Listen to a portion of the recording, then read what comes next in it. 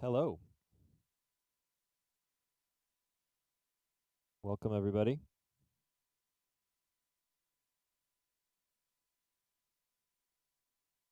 It is Thursday night, October 15th. It's good to say that sometimes because time kind of loses all meaning around here sometimes.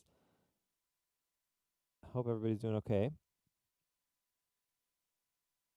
Today we're going to look at practicing some unit conversion stuff, answering your questions, both from the packet and from Mastering Chemistry.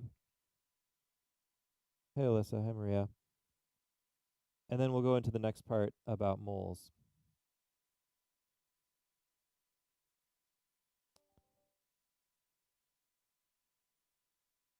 We'll wait a couple minutes in case anyone else wants to join.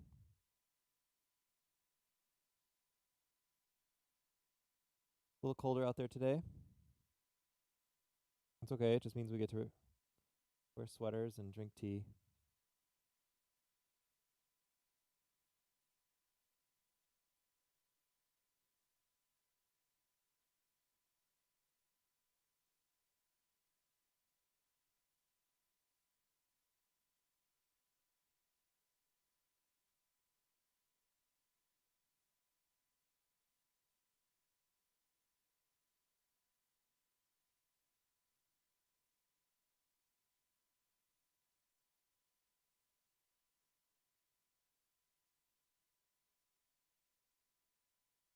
Hey, Joey. Everybody can see and hear me okay? I mean, you don't have to say yes, but let me know if you can't, um, or if there's any problems. I thought we'd start today by taking a look at this question from the Mastering Chemistry. Those people who have tried it already this week, looks like people are having a little trouble with it. So I thought we could talk about how, and it's a good example of this type of problem and the kind of thing that you want to be able to do when it comes to unit conversions. So the information here, and your specific information on Mastering Chemistry may be a little bit different. Sometimes the numbers are changed a little bit. But on mine anyway, it says amoxicillin comes in at an oral suspension that is 200 milligrams per 5 milliliters. A patient is prescribed 500 milligrams every 6 hours. How many milliliters of amoxicillin should the patient take per dose? So we have the dose here, right, that is specified, 500 milligrams every 6 hours. That should be the dose.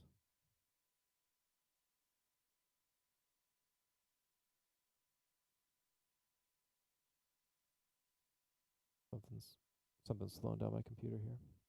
Okay, well, hopefully it'll work out. I have Mastering Chemistry open. Maybe I should close that, but I was hoping to keep it open. Anyway, so there's our dose. And so we want to take that from milligrams to milliliters using this. So this is like our conversion factor. And this is exactly how this works in real life. You get a bottle of children's amoxicillin, that's Tylenol, and it comes in a bottle and it tells you how many milligrams per milliliter or per, but your dose may be different and you have to figure that out. So the way we would set that up like a conversion problem is we would say we have milligrams and we want milliliters. So we're converting milligrams to milliliters. Now this is not a standard conversion. This is not like the metric system where we know exactly how many of these are going to be in here. In this case, we have to use the information that's given because we know that there are 200 milligrams of this ingredient in every 5 milliliters of the solution. So in this case, we're going to use that information, and it's going to look like this. We start with our 500 milligram dose, and we multiply that by a factor so that we can cancel milligrams and instead have milliliters. And a nice thing here about writing it this way is we know, because the units have to cancel, we know that milligrams has to be on the bottom and milliliters has to be on the top here. So we also know from here that the 200 goes with the milligrams and the 5 goes with the milliliters. So we just keep those numbers where they go, and then we don't have to think about, oh, how are we going to multiply or divide this? It's all laid out for us right here. We're going to multiply 500 by 5, and then we're going to divide by 200. So milligrams cancel here. And 500 times 5 is 2,500. 2,500 divided by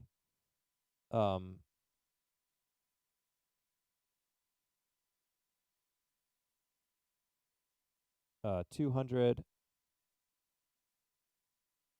should be 1250, right? Oh, yeah, and then reduce 2 decimal places, so 12.5.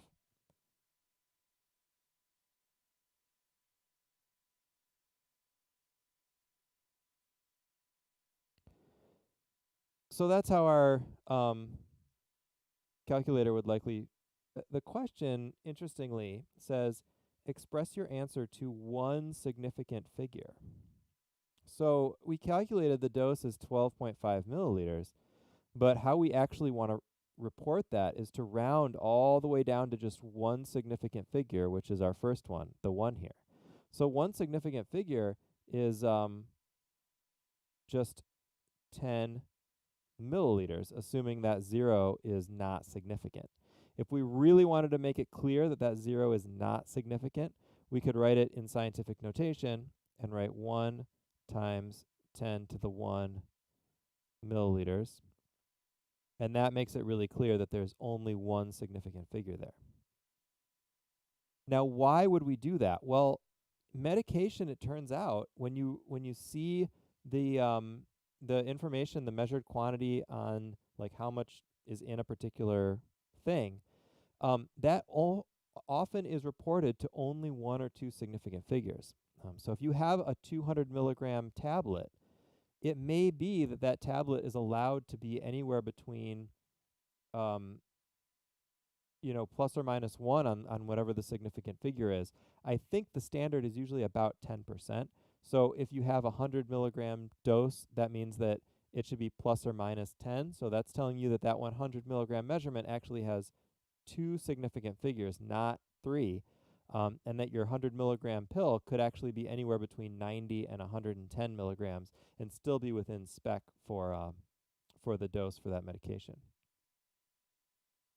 All right, so now we want to know how many teaspoons is that. Well, to do this, we need to look up, well, we may need to look up a conversion. And that reminds me, as you're doing the homework, you may need to look up some conversion factors. Remember, we had that list up here of ones that you need to memorize, as well as the metric system, but other ones, I'm assuming as you're doing your homework, you can look it up.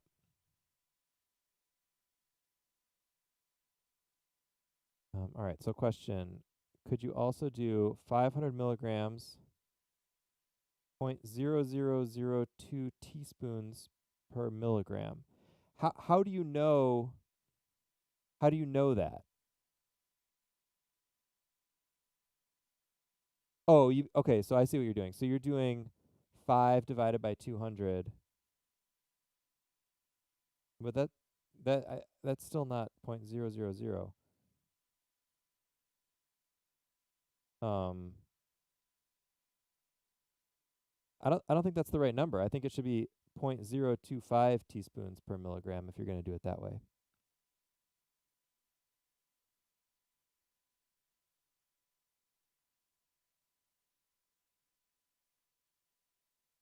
Because it turns out 5 milliliters is 1 teaspoon.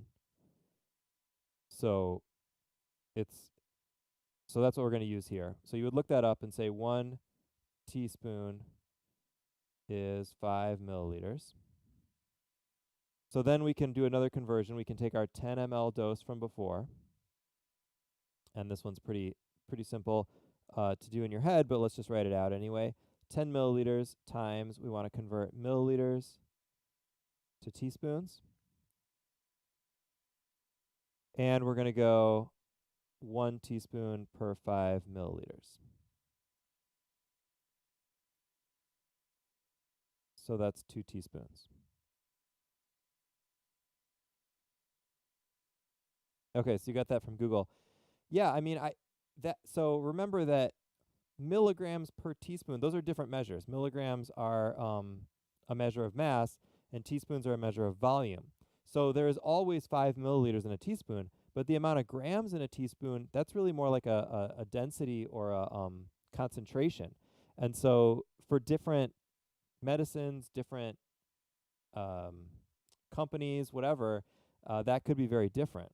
So whatever's on Google may not actually be appropriate for the question.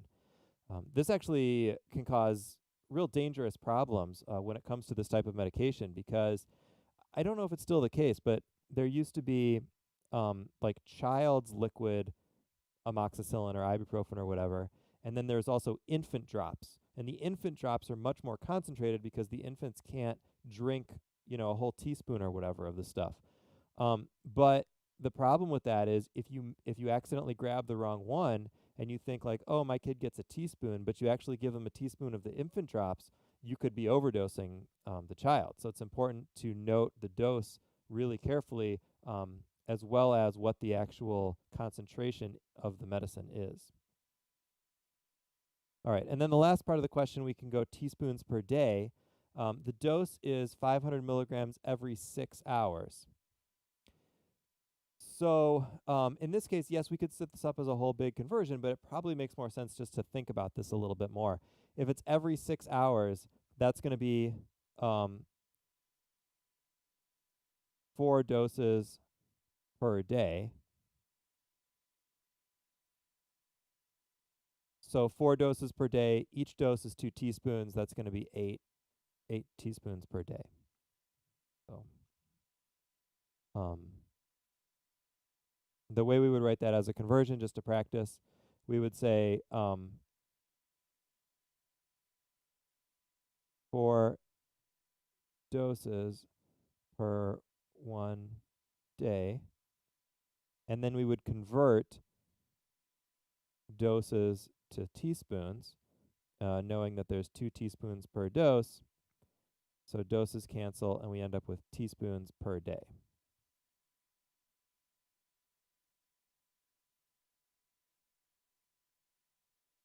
Like that.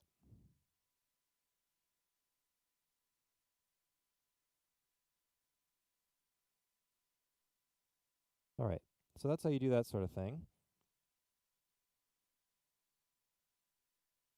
So I had a couple questions come in on Discord that I want to make sure to address from earlier.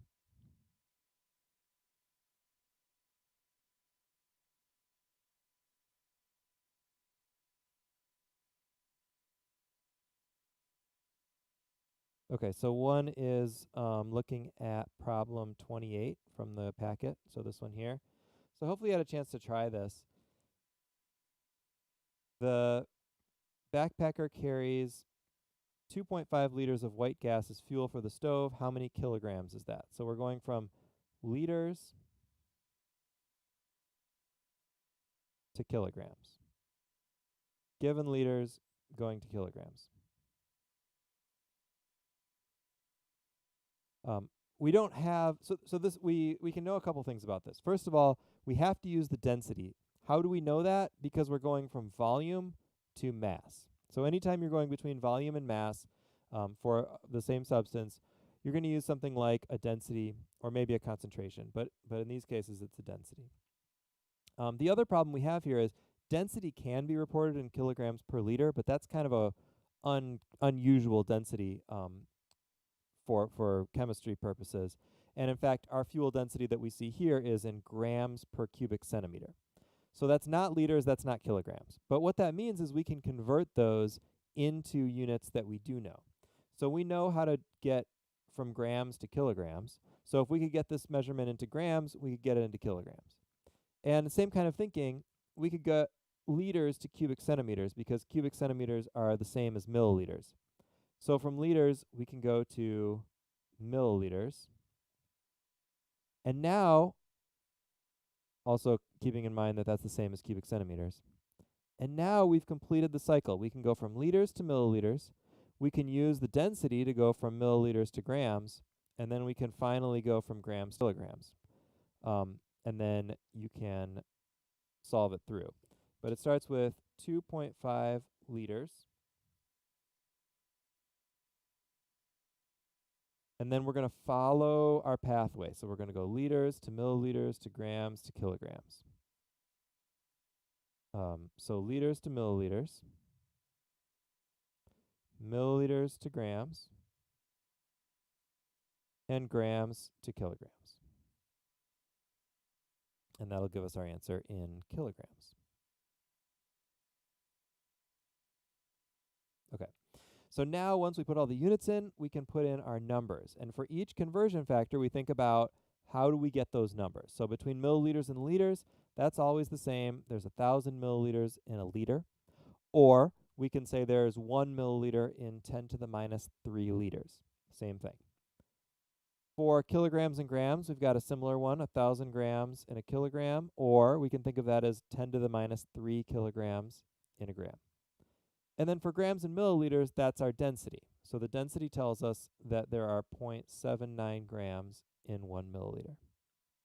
Now we have all the numbers we need. We multiply through by the top and divide by the bottom, and we have our answer.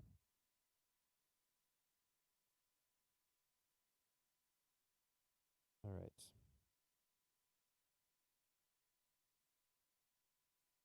Let me know if there are other questions about that one too.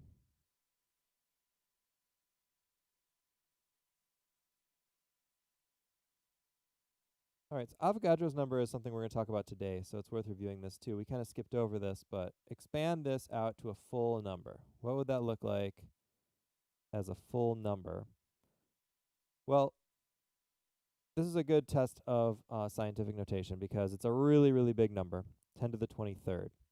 So how we would do that is we'd go 6.02, and we're thinking about the decimal place being here versus moving it 23 places to the left. So 1, 2, 3, 4, 5, 6, 7, 8, 9, 10, 11, 12, 13, 14, 15, 16, 17, 18, 19, 20, 21, 22, 23.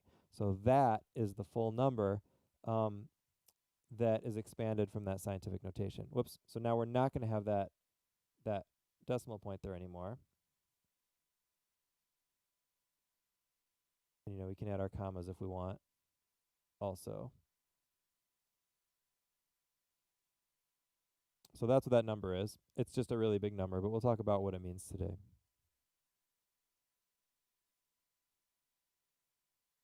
Okay.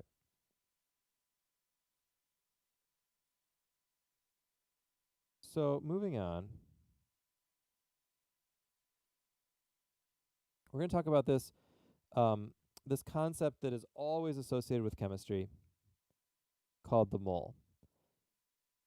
And the mole is that number that we just talked about.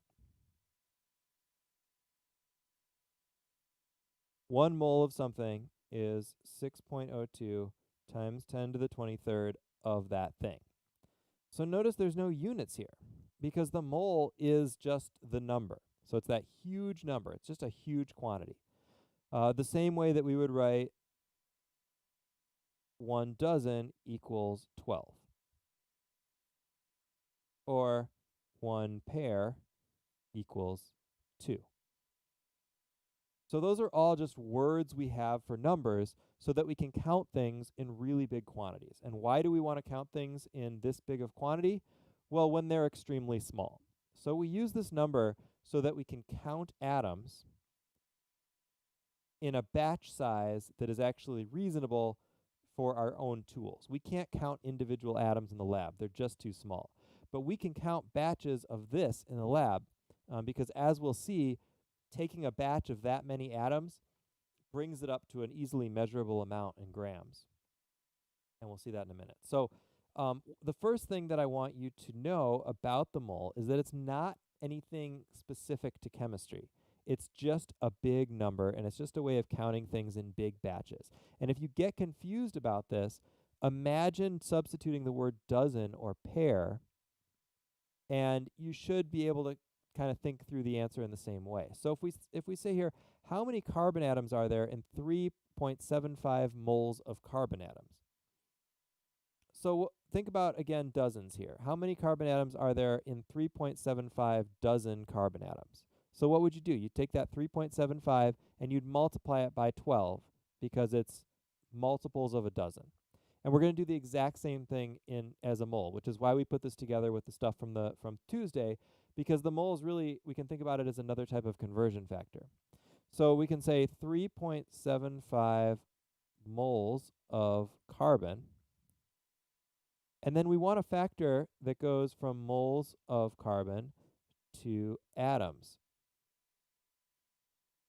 And anytime we want to know how many of something are in a mole, we use that number. So there will be 6.02 times 10 to the 23rd atoms in 1 mole. And then we'll multiply those through. All right. So how do you do this practically as a calculation? If you have a calculator, a scientific calculator, or a graphing calculator, it might have this little EE shortcut key. It's like 2 capital E's, which you can use for scientific notation. But if you don't, you can still do that as well. So let's say I just have a regular 4-function calculator. So what I'm going to do here is I'm going to multiply the 3.75 by the 6.02, and then I'm going to just stick that 10 to the 23rd on there.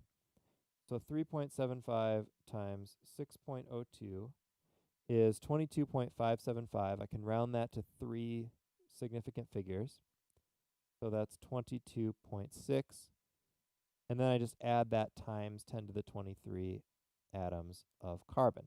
Now, super proper scientific notation says you can't have more than 1 digit to the left of the decimal place. I'm not going to care too much about that, and I don't think Mastering Chemistry does either. But we could also write this as 2.26 and then just add another 10 on there, because we're really just like, we just need another 10 to get it over there. So that would be the same as 2.26 times 10 to the 24th instead of 23rd. All right. So how many dogs are there in that many moles of dogs? Can you do that without calculating anything?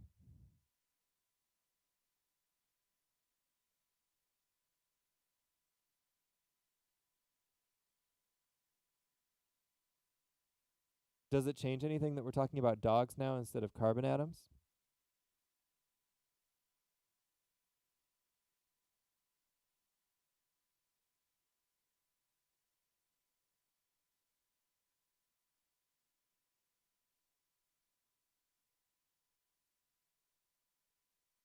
So it's 3.75 moles of dogs. So that's going to be the same as 3.75 moles of carbon atoms. Use that same number. So 2.26 times 10 to the 24th dogs. Right? Everything, there's always that many of things, whatever the thing is, in a mole. Yeah, so same as atoms. Doesn't matter if we're counting dogs or whatever. Okay, so this question is now a little bit different. So let's think about what's being asked here. How many moles of dogs would you have if you have 3.64 times 10 to the 26 dog legs?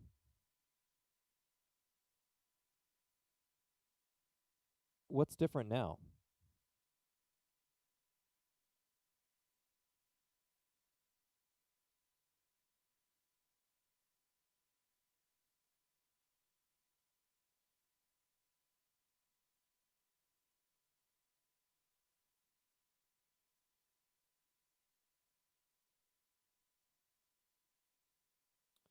Well, the number is certainly different. Yeah, but how do we deal? So we have a certain quantity of dog legs. How do we do that conversion? We want to get from dog legs to moles of dogs. Let's imagine a smaller number, okay? Let's say we had 8 dog legs. Assuming your standard average dog, that'd be 2 dogs, right? So if you got 2, so then how many pairs of dogs would that be? 1 pair of dogs. So it's the same process, but it seems harder because the numbers are so much bigger. So yeah, we're going to divide it by 4 because we know there's, on average, at least if we've got that many, on average we're going to have 4 legs per dog. So we divide this by 4 and then by the by this big number called Avogadro's number. Let's set that up like a conversion so we don't confuse ourselves. So we want to go dog legs to dogs and then to moles of dogs. So 3.64 times 10 to the 26. And here's also why it's so important to label your units, to make sure we know what we're talking about here in each step. So we want dog legs to cancel, and we want to instead say have dog. So we're setting up a conversion factor here. How many dog legs are in a dog? Well, on average, that's going to be 4 dog legs per dog. But we don't ultimately, we're not trying to figure out how many dogs we have total. We want to know how many moles of dogs. So we need another conversion factor to go from individual dogs to moles of dogs. And in 1 mole of dogs, just like 1 mole of carbon, there are that many dogs. Okay, so we're going to divide I don't know if I can do this on my calculator. Well, we'll have to deal with the exponents separately. So let's go 3.64 divided by 4 and divided by 6.02.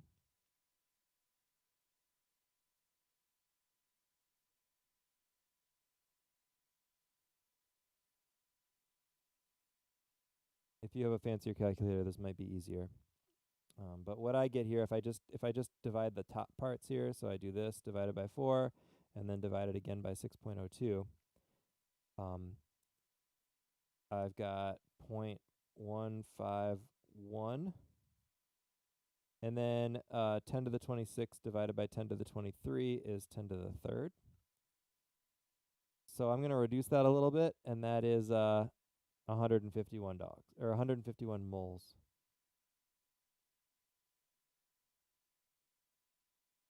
of dogs.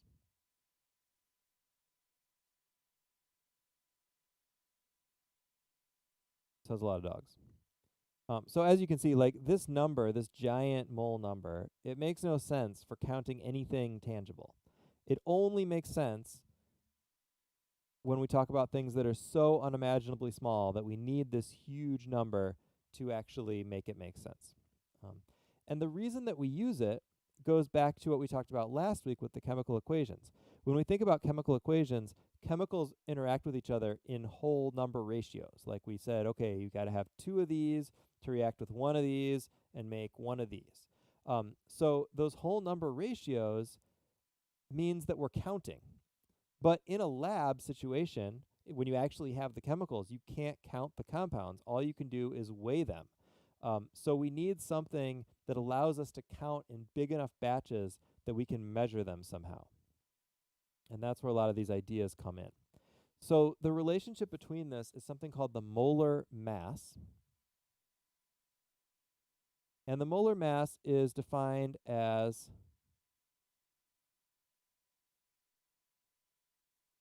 how many grams, in, not of,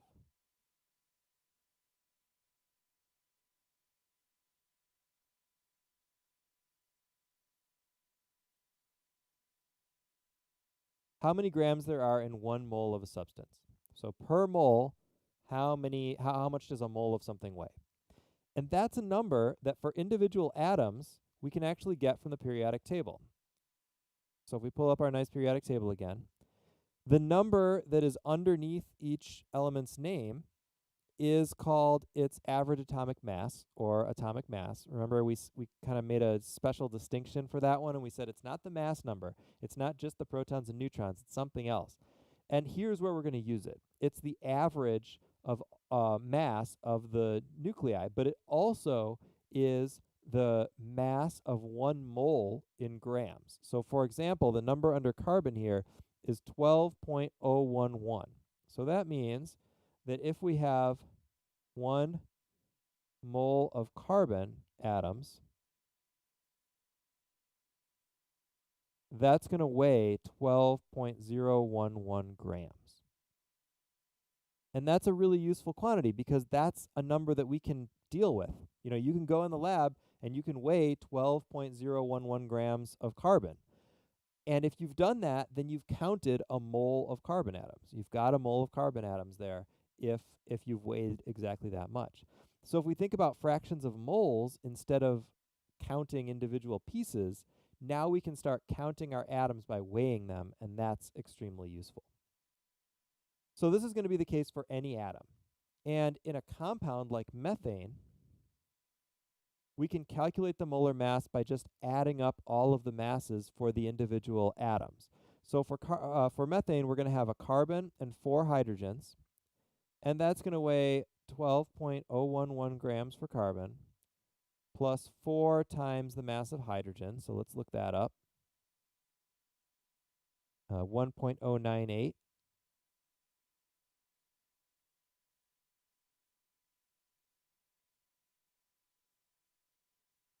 And so the mass of methane is,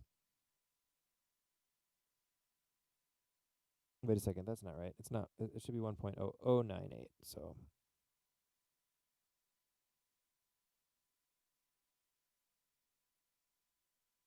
I'm just going to say 1.01 to abbreviate it. 1.01 times 4.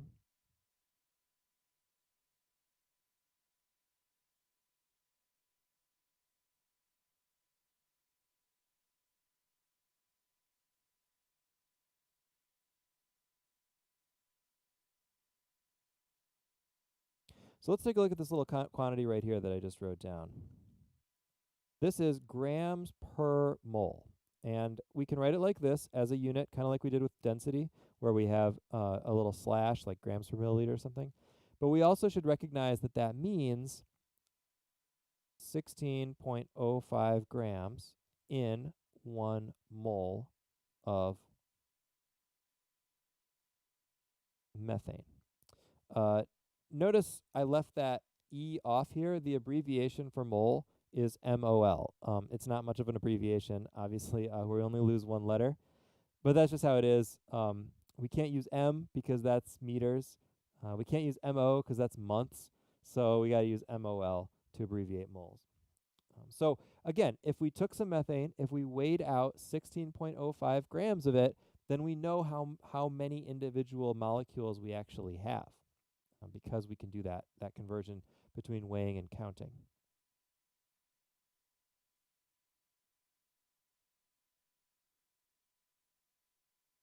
All right, so let's look at how that goes the other way. Let's jump down to number 9 here. If we have a 21.235 gram sample of copper, how many copper atoms are in there? So this expresses how we can weigh something and then use the idea of moles to count it out. To solve a problem like this, we want to treat it just like the other conversion problems we've been doing. So we're going to go grams. We're starting with grams. We're going to convert that to moles, and then we can convert that to atoms. So grams to moles to atoms. And that will allow us to weigh something out and then actually count how many atoms that represents. Let's find those conversions. Let's set that up and then see how we find those different conversion factors. So we've got 21.235 grams of copper. And we're going to cancel grams of copper and instead have moles of copper. And then we want to cancel moles of copper and have atoms of copper. Okay, so here we want to know how many moles per how many grams. That is precisely that molar mass that we talked about earlier. How many grams per mole? And we can get that from the periodic table. So let's look for copper.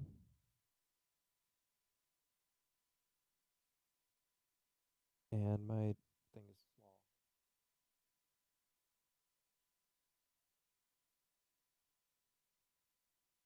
63.546, I think.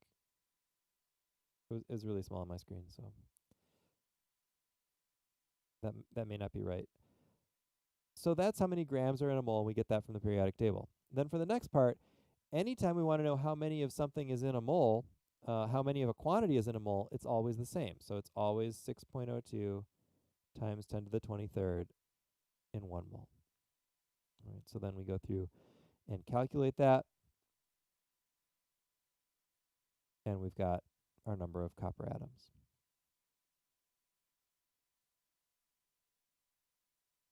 All right, let's go back up now. Whoops, sorry. Flying all over the place here. And let's take a look at number 8 here. So what happens when we have a bigger compound with a lot more atoms in it, and we want to deal with this molar mass thing, and then we want to actually figure out how to count some pieces of that thing. So for the molar mass, that's what we did before. We just add up all of the atoms, all of the masses of the individual atoms. That gives us our molar mass. So we've got 2 carbons, so that's going to be 2 times 12.01. Then we've got 6 hydrogens, 1.01. And then we've got 1 oxygen, which is going to be 16.00. When we find, or when we're trying to decide how many decimal places to use on these, it's really up to you. You can look up these masses to as many decimal places as you want, pretty much, because they've all been measured pretty carefully. But generally, a couple decimal places is plenty. Just kind of however many you think you need from the problem, just stick with about the same amount. All right, so if I calculate that out, I get 46.08, and that's grams per mole. So that means that in ethanol, we have 46.08 grams in each mole. This is also now going to be our conversion factor between grams and moles for the next one. So the next question says, how many moles of carbon atoms do we have in this many grams? So much like the example we did before, we're going to go grams. Hold on. Let's make it so we can see it a little bit better. So we want to go grams of ethanol, and I'm just going to abbreviate that F. Grams of ethanol to moles of ethanol, and then finally to moles of just carbon. So not ethanol, not the whole compound, just carbon. So let's set that up. 21.235 grams of ethanol.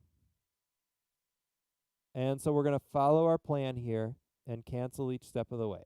So grams of ethanol is what we want to cancel, and instead we want moles of ethanol. And then we want to get rid of moles of ethanol too, and instead have moles of carbon. All right, so the first step here is our molar mass. That's the one that tells us grams and moles. So we already calculated that up here, 46.08 grams per mole. And then this next one, we want to know how many carbons are in each mole of ethanol. Well, this is just like the dogs and the legs, right? We said that there were 4 legs per dog. So there's always going to be 4 times as many legs as dogs. So even if there's some huge number of dogs, like a mole of dogs, there's going to be 4 times as many legs because each dog has 4 legs. And that example was because that's how we can think about these molecules also. Each ethanol has 2 carbons.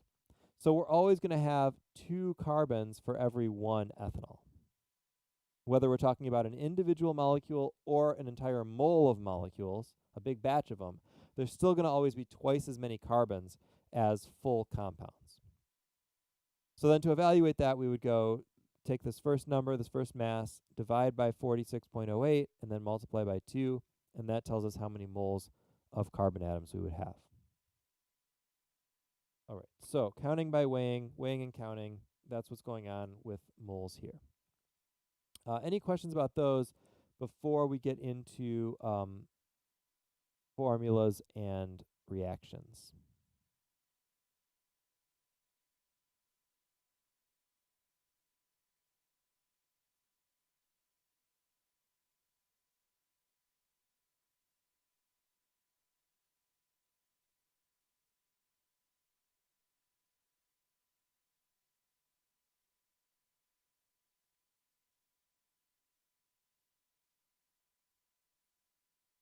All right, I'll take that as a no, but let me know if you do have questions.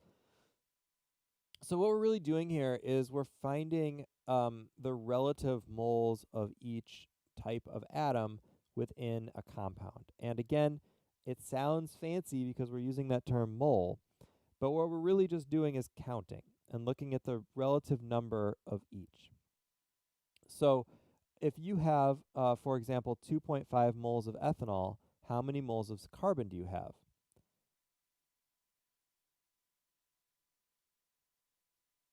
So ethanol is C2H6O, and we want to know how many or we want to get rid of moles of ethanol and instead have moles of just carbon.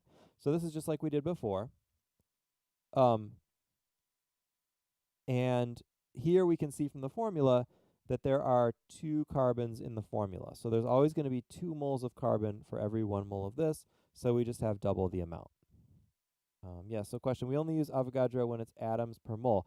Well, it could be anything per mole. It could be molecules per mole. It could be whatever. Anytime you're counting how many of a particular thing are in a mole, that's where you use Avogadro's number. So for example, this question says, how many moles of carbon do you have? So this is how we figure that out. But if the question said, how many atoms of carbon do you have? We'd need another step to multiply by Avogadro's number to get the number of individual atoms.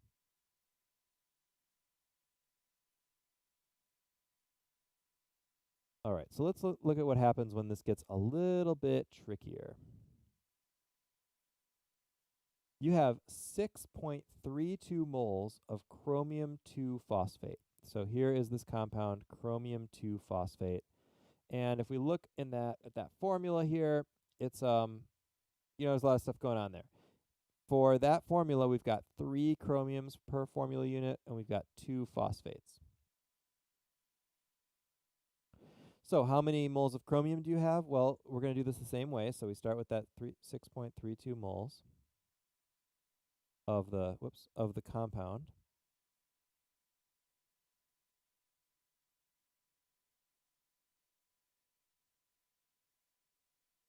And then we want to ultimately cancel out that compound.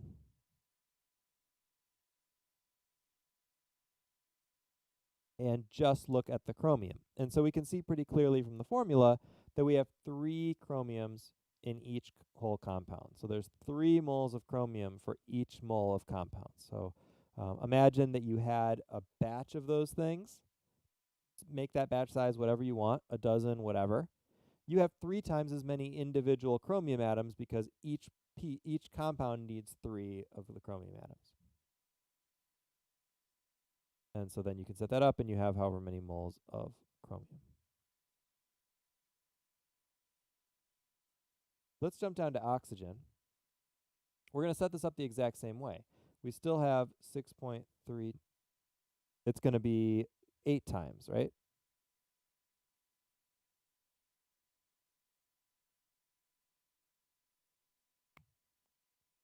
Oh, it said chat disconnected. So if I missed something from you, please type it back in. Hopefully everything else is still working okay.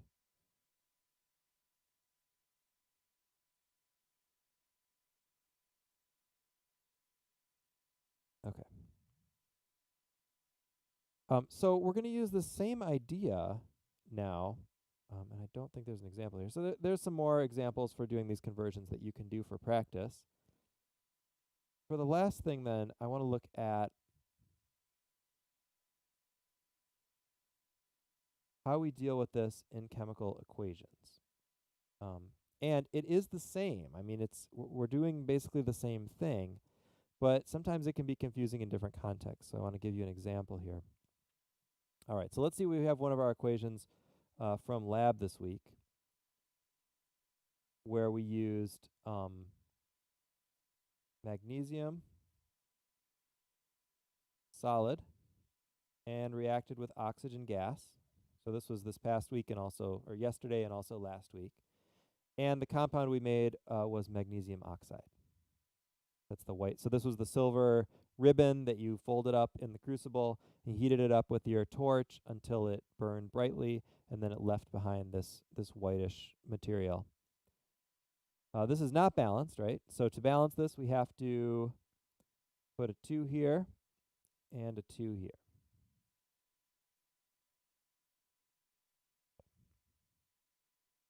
Now that we have a balanced equation, we can actually use these numbers, these coefficients, to figure out how much of a quantity we would make or how much we would need to make something else. So let me give you an example there.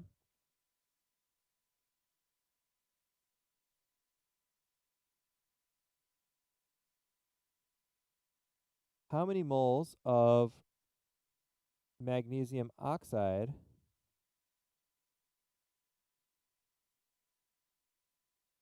can be produced from 2 moles of oxygen? We can use the coefficients in the problem to figure this out. Now, this number I made pretty simple. We can say, okay, well, according to this equation, 1 oxygen gives us 2 magnesium oxides. So if 1 oxygen gives us 2 magnesium oxides, then 2 oxygens must give us 4. So it's just doubled, right? But if we want to actually write that out, the way we would do that is to say, starting with 2 moles of oxygen, we want to multiply by a factor that can cancel those moles of oxygen and instead give us moles of magnesium oxide. Or in another way to say that is, what is the ratio between oxygen used and magnesium oxide formed? And that ratio is always given by the coefficients in the reaction, in the equation. So the number up here is a 2, and this one's a 1. So that's telling us that every 1 mole of oxygen gives us 2 moles of magnesium oxide, assuming we have plenty of magnesium to react with it.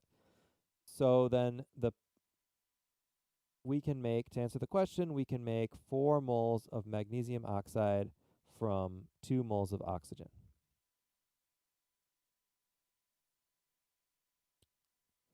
Well, so the question is, wouldn't it be 2 because O2 has 2? Well, we're not counting individual atoms here, we're counting compounds. So we're saying 2 moles of this entire compound, how much magnesium oxide would be produced. If we just said how many individual oxygen atoms, then yes, we'd have to multiply by 2. But since we're talking about the whole compound, we can just use the coefficient there. Now let's say let's do the exact same problem, but with a more a less nice number, because that was, you can almost look at that and kind of figure it out, right? So let's see what happens now. I'm just going to actually copy and paste this whole thing.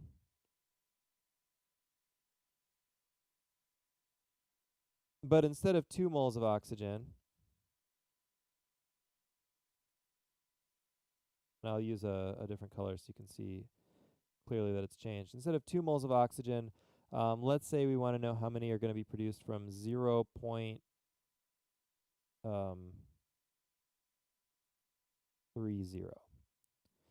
All right, so we have a smaller quantity of oxygen. How much can be produced?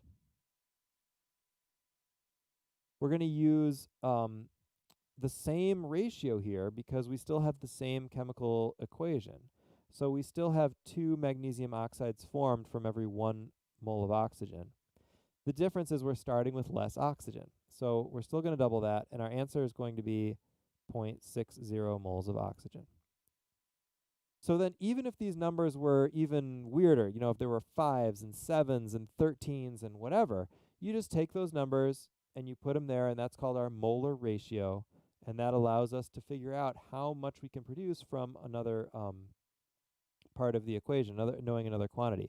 And this is extremely powerful because it means that as long as we have a balanced equation, if we know how much of one quantity we want or how much we have, we can figure out all the other quantities, assuming everything is balanced and in those correct ratios. And that's, in fact, how we plan out chemical reactions in the lab. We look at the equation, and we figure out how much of this reagent we need based on this. And because reactions are always based on counting individual molecules or compounds, we use moles so that we can count them in big batches in measurable amounts. So like 4 moles of magnesium oxide, 0.6 moles of magnesium oxide, those are amounts that you could measure, that you could weigh. And so that makes it a lot easier than talking about individual atoms, which we can't really manipulate. All right, so that finishes our section, this week's section on unit conversions and moles. Don't think of moles as anything super new. It's just an application of the unit conversions that we were already doing.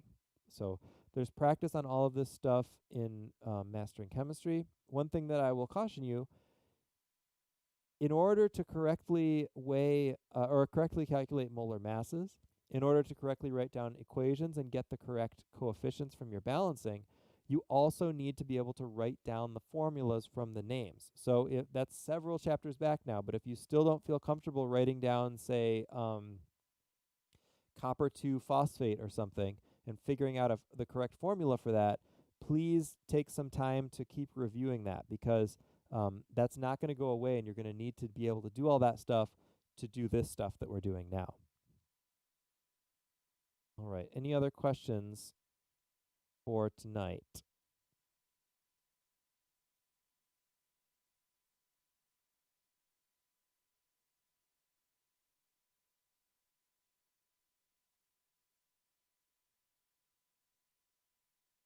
Okay, mastering chem, let's look at that. Keeps them wrong. I don't know how to put them in anymore. You mean the first problem from this week?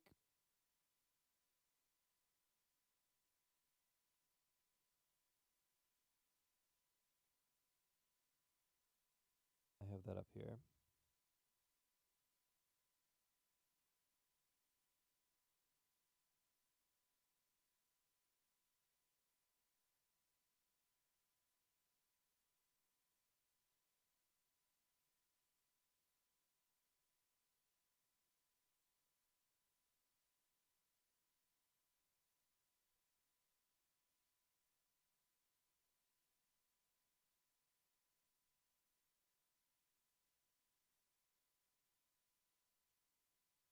Yeah, if it specifically tells you how many, so you don't have to do all the calculations about the significant figures, but if it's telling you how many to enter, make sure that you enter exactly that many.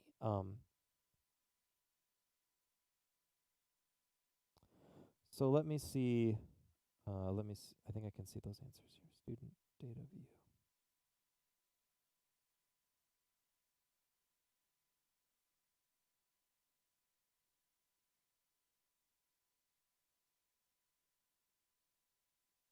Okay.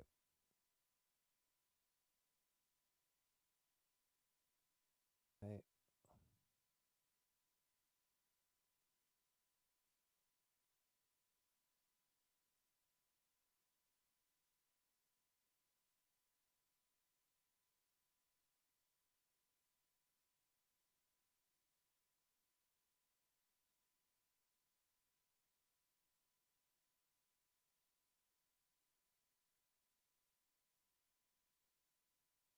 maybe we did that. Maybe we did that one wrong last week. Let's see.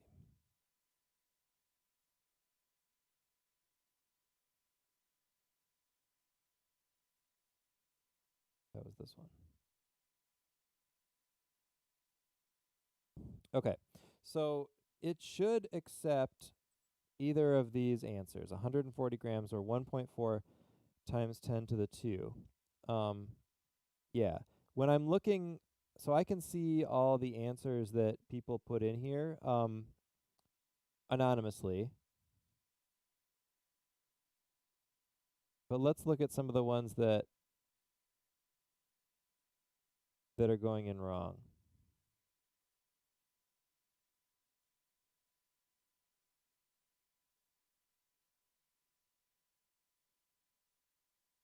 Yeah, it should be 140 grams, which would be also 1.4 times 10 to the 2.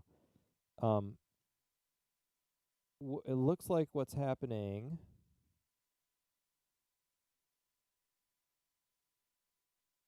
is that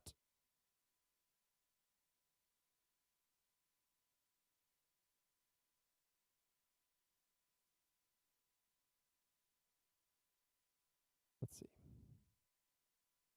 Let me try it here. And so we can try together. I got to figure out how I can show you this screen.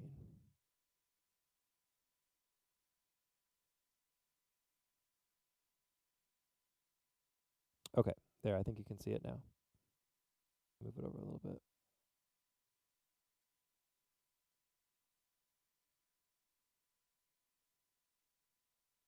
All right. So if I put in 140 in grams.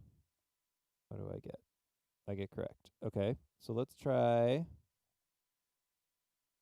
again. How do I redo it?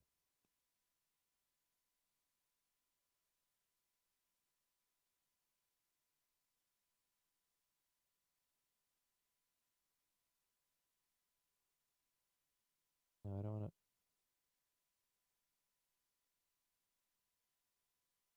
See what happens if I put in the other one. Yeah, so that's a good point. So if it asks for two significant figures, you can't enter the answer. How do I redo it? Maybe I go back to data view. You can't put in 142. You have to put in 140 because that's two significant figures. Let's see if we can also get it to take scientific notation, because I'm not sure. I can't make it reset my answer. I'm gonna have to close this and open it again.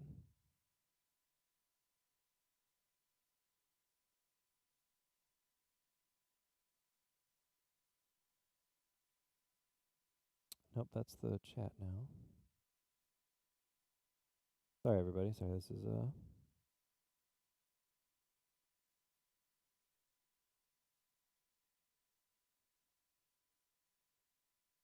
yeah, it does kind of look that way, doesn't it? Let's see.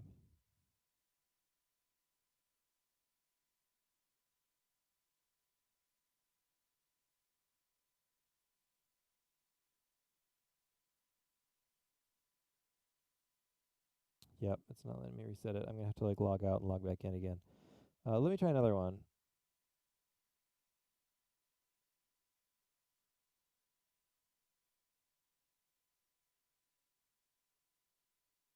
So the next one.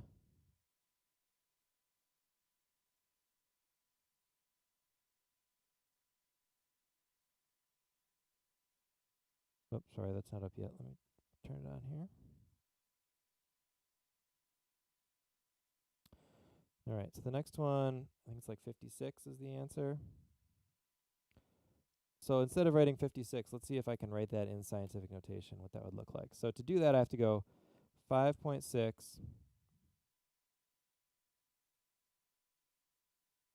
times, I have to use this little template thing that they provide to make scientific notation. So 56 would be 5.6 times 10 to the 1 milligrams. And let's see if it likes that. Yeah, so as long as you're putting the numbers in with the correct number of significant figures that is asked for, it seems like it's doing okay. If you're using scientific notation, remember that you can't use your keyboard. You can't use X or the asterisk key. You have to use their little template there for scientific notation and fill it in accordingly. If you do that, I think it'll be okay. If I can see all of your answers on Mastering Chemistry, so if you put the right ones in and it's not giving you credit, but you're sure they're right, let me know and I can change that. Remember also that each Mastering Chemistry assignment is only graded out of 80%. So if you're going through and getting them and you realize by the end that your overall percentage for that assignment is above 80%, there's no need to fix it because there's no extra credit. So once you hit 80%, that's 100%. And that's specifically for that reason, so that you can try stuff, so that stuff can go wrong and it cannot accept your answer and whatever. So hopefully that goes okay. If you notice big problems there, just let me know and we can correct those scores. I'm sorry it's been frustrating.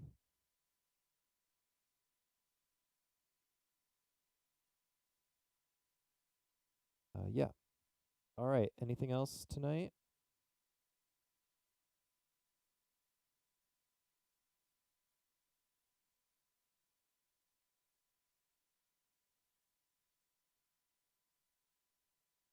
Yeah, you also have a nice night.